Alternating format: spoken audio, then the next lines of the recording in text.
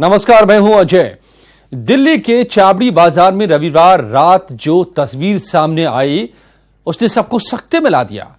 समुदाय विशेष के कुछ लोगों ने एक धार्मिक स्थल पर जिस तरह उत्पात मचाया, खुलकर गुंडागर्दी की, तोड़फोड़ किए, आगजनी की, मूर्ति तक को खंडित किया, अपनी सहूलियत देखकर बार बार राजनीति करने वाले राजनेता इस तमाम तस्वीरों को देखकर किस तरह खामोश है, यह भी हैरान करने वाला है।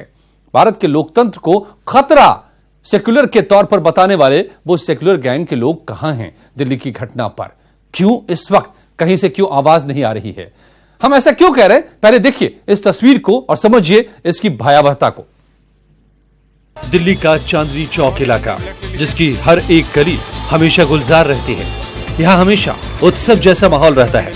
वहीं रविवार की रात दो समुदायों में मामूली बात पर कहासुनी हो गई, जो बढ़ते बढ़ते हंगामे में बदल गई। विवाद और बढ़ा तो एक समुदाय की भीड़ ने एक पूजा स्थल पर धावा बोल दिया। तस्वीरों में साफ है कि किस तरह तोड़फोड़ हुई और आगजनी की गई। हैरानी की बात है कि इतनी बड़ी घटना पर सेक्युलर गैंग लगभग खामोश है, इतना खामोश कि खुलकर घटना की निंदा तक करते नहीं बन रहा। इस बीच केंद्रीय मंत्री और चांदनी चौक से सांसद डॉक्टर हर्षवर्धन भी घटनास्थल का मुआयना करने के बाद आहत दिखे। ये बहुत दुर्भाग्यपूर्ण है और बहुत ही ज़्यादा कष्टदायक है। मुझे अपनी हृदय की वेदना व्यक्त करने के लिए पर्याप्त शब्द नहीं है। और जिस तरीके का व्यवहार यहाँ भगवान के साथ किया गया है, मैं समझता हूँ कि वो निश्चित रूप से माफ़ करने लायक नहीं है। मुझे पूरा विश्वास है कि जो भी इसके दोषी हैं उनके खिलाफ सख्त से सख्त कार्रवाई पुलिस प्रशासन के द्वारा की जाएगी। बताया जा रहा है कि दिल्ली के चाबड़ी बाजार की दुर्गा मंदिर गली में स्कूटी पार्किंग को लेकर विवाद शुरू हुआ था, जो बाद में हिंसक होता चला गया। पुलिस के मुताबिक उसकी टीम ने मौके पर जाकर भीड़ को हटाया। इसके बाद दोनों पक्षों ने हौज गाजी थाने के बाहर घंटों हंगामा किया। इस बीच आम आदमी पार्टी के बागी नेता और विधायक कपिल मिश्र ने सोशल मीडिया पर एक वीडियो शेयर करते हुए धार्मिक स्थल पर तोड़फोड़ की बात को ट्वीट किया।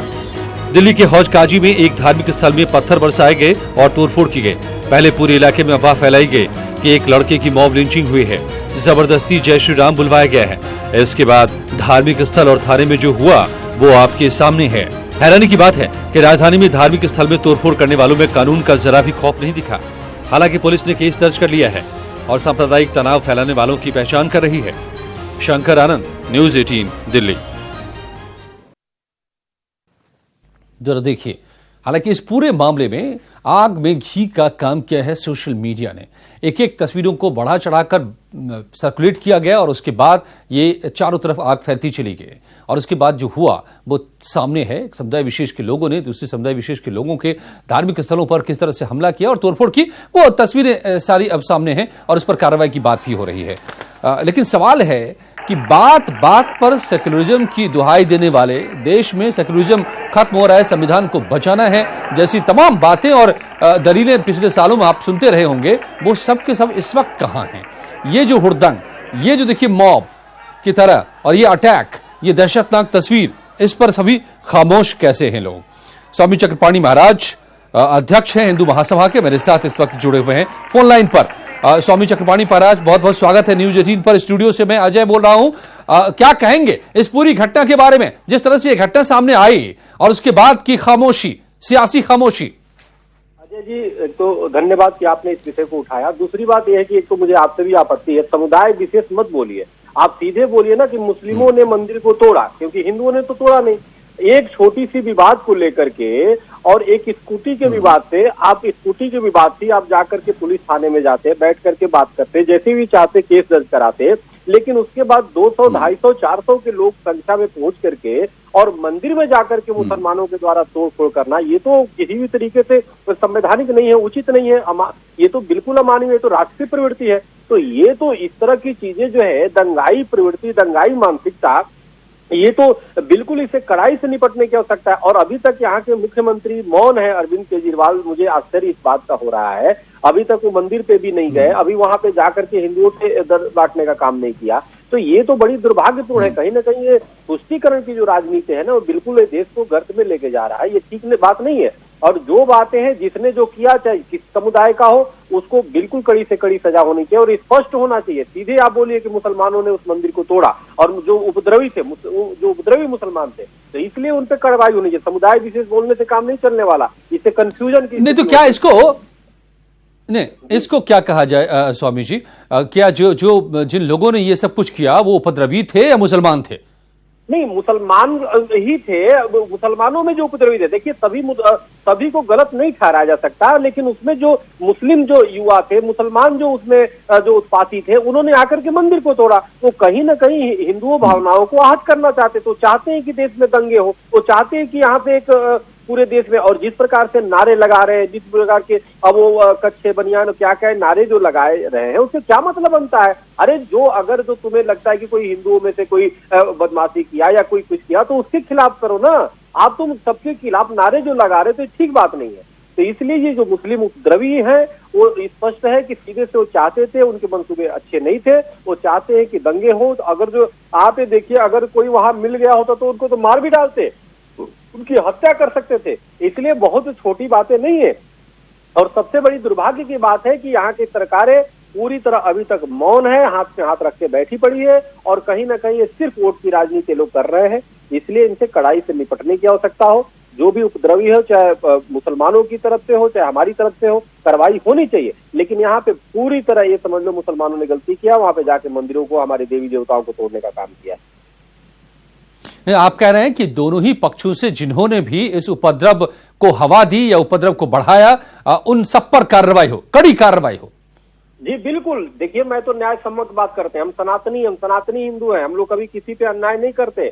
हम किसी के अन्याय के समर्थक भी नहीं है। लेकिन जिस प्रकार से एक इस्लाम जब के नाम पे और इस्लामिक आतंकवाद बढ़ता है, इस्लामिक दहशतगर्दी जो की जाती है, वो बड़ा दुर्भाग्यपूर्ण है। आप उसमें क्या उन ग्रुपों में, अब ये बताओ, हिंदू तो गए नहीं जाकर के मस्जिद में, तो तोड़फोड़ किए नहीं, करते वो भी कर सकते थे, उनकी भी संख्या ज्यादा है, लेकिन उन्होंने नहीं किया। तो लेकिन इनको अगर जो लड़ाई स्कूटी को लेके था, तो मंदिर पे क्यों आ गए भाई? तुम्हारी हिम्मत कैसे होगी मंदिर में आके देवी देवताओं से तुम आके छोड़ रहे हो? तो कहीं ना कहीं तुम्हारे मानसिकता में है कि हिंदुओं से घृणा है, नफरत है। तो इसलिए ऐसे मुस्लिम अराजक तत्वों से निपटने की आवश्यकता है। जिन मुस्लिम अराजक तत्वों ने, जिस मुस्लिम आतंकी विचारधारा के लोगों ने मंदिरों में आकर के और आतंक को फैलाया है, उन पे कड़ी से कड़ी कार्रवाई होनी चाहिए। एक बात ये भी गौर करने की है कि बेशक ये जो तस्वीर आई है बेहद अफसोसनाक है और ये बड़े सवाल भी खड़े करती है। इसलिए हम ये भी कह रहे हैं इस पूरे मामले पर तमाम जो दल हैं, अभी हाल तक, चुनाव के पहले तक जो संविधान को बचाने की बात करते थे, कहते थे कि इस देश में सेक्युलरिज्म खत्म हो रहा है, संविधान की बुनियाद खत्म हो रही है, उसको खोखला किया जा रहा है। अब वो सब कहां है? किसी की कोई आवाज क्यों नहीं आ रही है इस पर? देखिए, ये सब ऐसा है, मैं आपको बता, ये आपको चौंकाने वाला नहीं लगता है क्या? नहीं, चौंकाने वाला नहीं। देखिए, सब इनके नकाब उतर चुके हैं। ये बदमाश लोग हैं और ये अंतर्राष्ट्रीय स्तर पे ये डील होते हैं। ये कहीं सिर्फ हिंदुओं को बदनाम करने का मौका नहीं छोड़ते। अभी कोई चाहे चोर उचक्का भी हो, मुसलमान होता, अगर कुछ ऐसे उसके साथ घटनाएं हो जाए, देखो ये तुरंत इस्तीफा देना शुरू कर देते। देखो पूरे विश्व में भारत को बदनाम करने लगे, पूरे विश्व में हिंदुओं को बदनाम करने पे उठ जाए। तो इन लोगों का, ये बेशर्म लोग हैं, इनका कोई ईमान धर्म नहीं है। शुरू से जब इनके पूर्वज रहे, वो अंग्रेजों के दलाल रहे, अब ये विदेशी वो पे चलते हैं, जानबूझ करके हिंदुत्व को बदनाम करना, देश को बदनाम करना कि हिंदू देखो कितने बदमाश है, हिंदू कितने कट्टर, जबकि ऐसा नहीं है। हिंदुत्व से बड़ा उदारवादी तो कोई हो नहीं सकता। आप देखो, मुसलमानों से या कहीं हिंदू से लड़ाई होती है, कहीं आप नहीं देखेंगे कि हिंदू निकल करके गया और मस्जिद में जाके तोड़फोड़ कर दिया। ये तो कमाल की बात है कि आप लड़ाई स्कूटी से लेके विवाद, चलो विवाद किसमें नहीं हो, दो भाइयों में हो जाता है। तो इसका मतलब दो भाइयों में लड़ाई हो तो जाकर उसके बाप को मारोगे, अगर जो उसके देव प्रतिमाओं को तोड़ेंगे, तो तुम आकर के सीधे कहीं ना कहीं तुम्हारे अंदर सांप्रदायिक नफरत और घृणा की भाव है। ये बड़ा सवाल है आप जो बार बार उठा रहे हैं। जी स्वामी जी, शंकर आनंद जुड़ गए हमारे संवाददाता, पूरी खबर पर लगातार नजर बनाए हुए, उनसे भी समझ लेते हैं। आप बने रहे हमारे साथ। शंकर, ये स्वामी चक्रपाणी का बड़ा सवाल है बार बार कि एक स्कूटी का विवाद शुरू होता है, स्कूटी की पार्किंग को लेकर के विवाद शुरू होता है और मंदिर पर अटैक हो जाता है, देव मूर्ति को खंडित की जाती है। क्या ये प्लान वे में किया जाता है? क्या पहले से किस इस तरह की साजिश थी एक मौका मिला और ये किया गया, कैसे यहां तक बात पहुंची, क्या बातें निकल के आ रही है? देखिए अजय, ये मामला है रविवार के रात का, जिस वक्त में स्कूटर की पार्किंग को लेकर विवाद होता है, लेकिन मामला धीरे धीरे इतना बढ़ता है और काफी डिस्टेंस में जहां पे विवाद होता है उससे काफी दूर आगे जाके एक मंदिर है और मंदिर पे कुछ असामाजिक तत्व वहां पर जाकर पथराव करते हैं और वहां पे जो मूर्तियां हैं, मूर्तियों को वो खंडित करते हैं और यहां तक कि शिवलिंग है उसको वहां पे तोड़ा जाता है और काफी वहां पे ईंट पत्थर से उसको वहां पे तोड़ा जाता है। हालांकि मामले की गंभीरता को देखते हुए रात में ही पुलिस की टीम वहां पर नई मूर्तियां भी ले आते हैं और जो शीशा वहां पे मंदिर का तोड़ा गया था वहां पर नए शीशे भी लगा दिए गए। लेकिन यहाँ पर अभी तक जो मामले निकल के आया है कि असामाजिक तत्वों द्वारा इस तरह के वारदात को वहां पे अंजाम दिया गया और वहां पर जिस तरह की वारदात को एक नए रंग में रंगने की कोशिश की गई, इसका इलाके के हर कोई लोग इसकी निंदा कर रहे हैं और इलाके में लिहाजा यहाँ पे पुलिस की टीम लगातार मुस्तैद है और इसके साथ ही जो पैरामिलिट्री के फोर्सेस जो हैं उसको तैनात किया गया है और सबको ये निर्देश दिया गया है कि और लोगों से अपील की जा रही है कि आप लोग कोई भी वायरल वीडियो को ज्यादा सर्कुलेट ना करें और अफवाह का जो बाजार गर्म है वो अफवाहों पर ज्यादा ध्यान ना दें। तो लोगों से भी यही अपील की जा रही है जिससे कि आम लोगों के अंदर में एक सही भावना जो है वो जागृत हो और लोग आपस में उसका असर ना पड़े, क्योंकि पिछले 2 दिनों से इस इलाके का जो कारोबार है वो ठप है। पुरानी दिल्ली की बात करें तो पुरानी दिल्ली में यहाँ पर अब बिल्कुल ये व्यस्त इलाका है, यहाँ पर अब होलसेल मार्केट है, अब लोग जाते हैं, दूर दराज से आते हैं यहाँ पर खरीदारी के लिए, लेकिन पूरा ठप पड़ा हुआ है। सवाल ये भी है कि ऐसे में दिल्ली की सरकार क्या कर रही है? क्या सरकार की नुमाइंदा यहाँ पर कोई पहुंचा? कोई अभी तक बयान सामने आया दिल्ली सरकार की तरफ से, मुख्यमंत्री अरविंद केजरीवाल की तरफ से इस पूरे मामले पर?